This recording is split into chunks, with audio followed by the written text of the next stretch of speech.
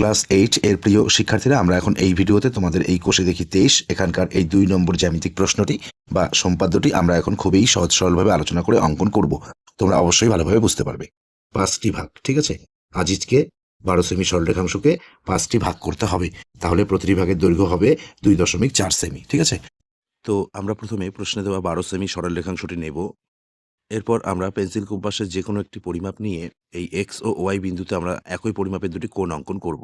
প্রথমে এক্স বিন্দুতে বসিয়ে উপরে একটি বৃত্তচাপ কাটব, এরপর এই ওয়াই বিন্দুতে বসিয়ে নিচে একটি বৃত্তচাপ কাটব। এরপর আমরা পেন্সিল কম্পাসের পরিমাপটি একটু কমিয়ে নেব, ঠিক আছে, একটু কমিয়ে নেব। নিয়ে এই যে এখানে বিন্দু উৎপন্ন হয়েছে এখানে বসাবো, এখানে বসিয়ে এই বৃত্তচাপের উপরে আরেকটি বৃত্তচাপ এই। এরপর এই যে এখানে বিন্দু উৎপন্ন হয়েছে এখানে বসাবো, বসিয়ে এই বৃত্তচাপের উপরে এখানে আরেকটি বৃত্তচাপ এই।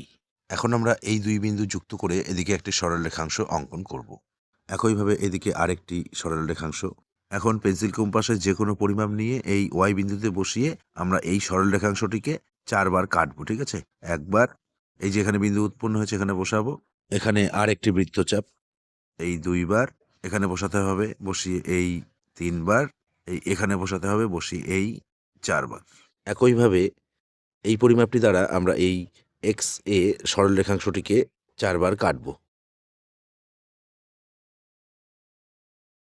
এখন আমরা স্কেল দ্বারা প্রথমে এই দুই বিন্দু যুক্ত করে দেব, এরপর আমরা এই দুই বিন্দু যুক্ত করব,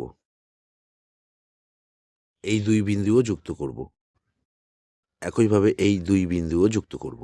এই সম্পাদ্যটি অঙ্কন করে আমরা শেষে এই লাইনটি লিখে দেব।